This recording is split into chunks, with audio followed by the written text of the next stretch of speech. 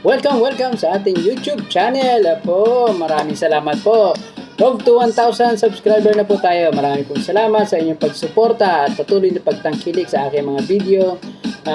Salamat din po sa mga comment po ninyo na nagbibigay inspirasyon. Pinabasa ko po ito lahat at salamat po sa mga comment po ninyo.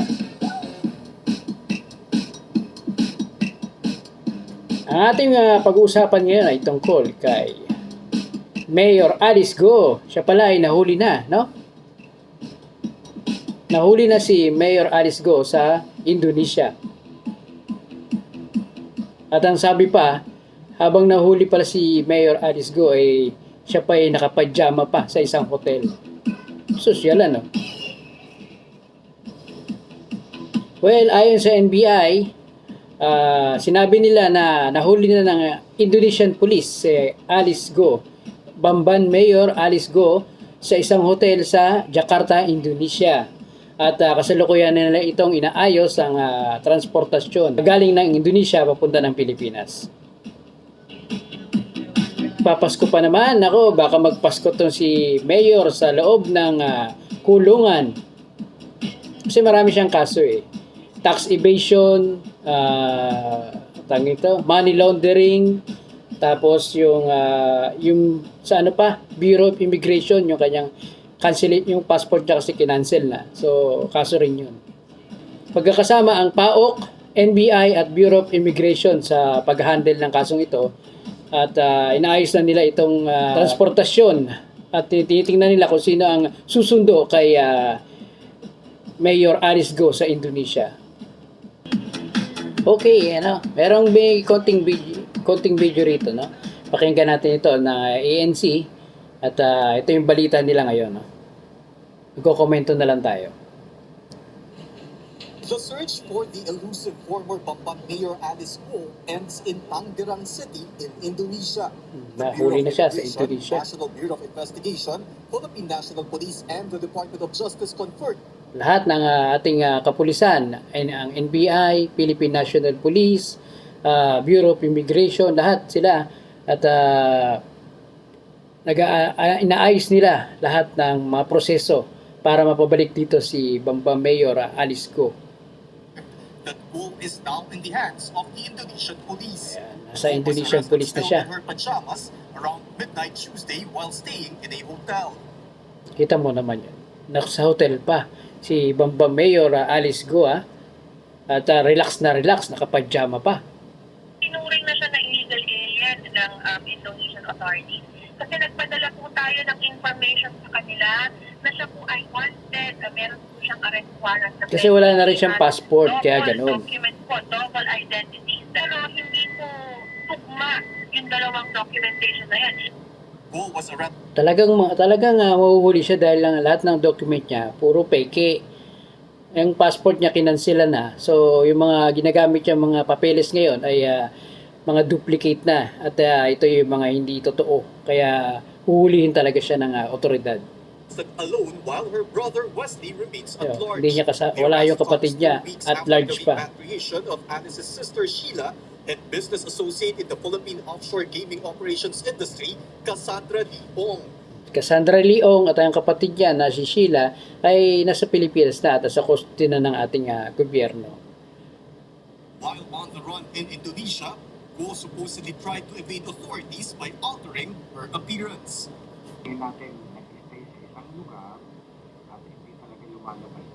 Talagang hindi ko makakalabas kasi huhulihin agad siya ng mga Indonesian police kapag nadali siya doon.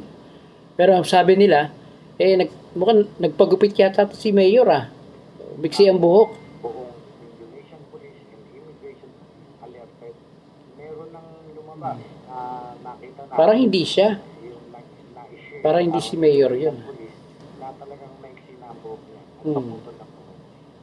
Mukhang hindi si Mayor yung Following the arrest, kasi arrangements are bago na yung being buhok made niya. between Philippine and Indonesian authorities. Yun po yung inaayos ngayon kung sino po yung pupunta po sa Indonesia para po sunduin. Naayos na nila kung sino yung pupunta sa Indonesia. Sa ngayon po ay nandun na po yung ating police attaché and personally coordinating po doon sa ating Indonesian counterparts to facilitate po yung return po ni Alice Go. Marami siyang kaharaping kaso rito. Tax evasion, yung sa passport niya, di ba? Yung sa Bureau of Immigration.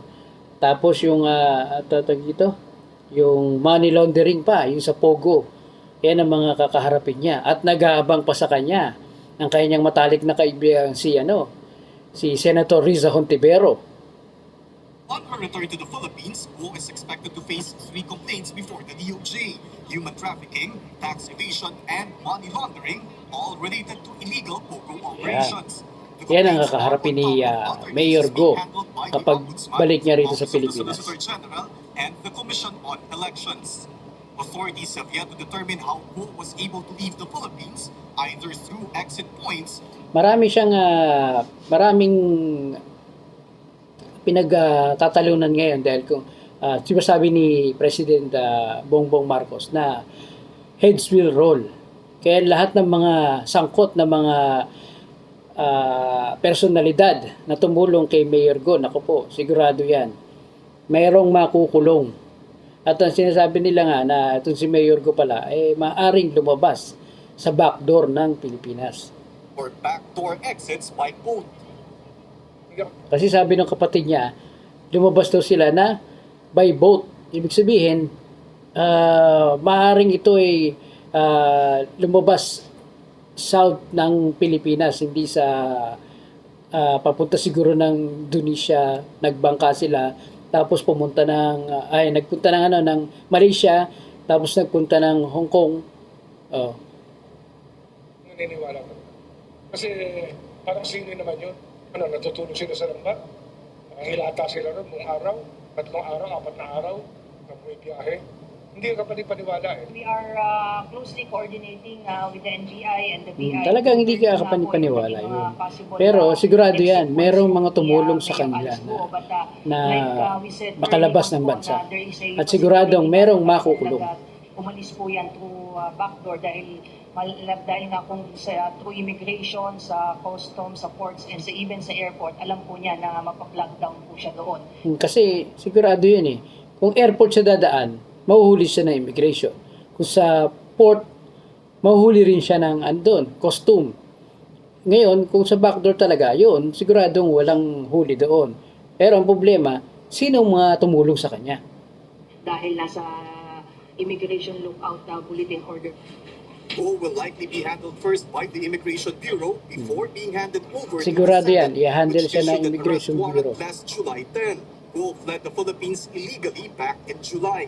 As the Senate issued an arrest At sigurado yan, nag-aabang na sa kanya ang kanyang best friend, si Senator Riza Hontiveros. order for her for snubbing its inquiry into illegal offshore gaming operations in her town. Her cohorts, Sheila Guo and Cassandra Lee Ong, were also apprehended in Indonesia last month.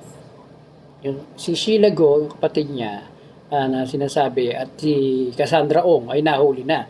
So yung yung brother niya na lang ang kailangan hanapin dahil at large pa.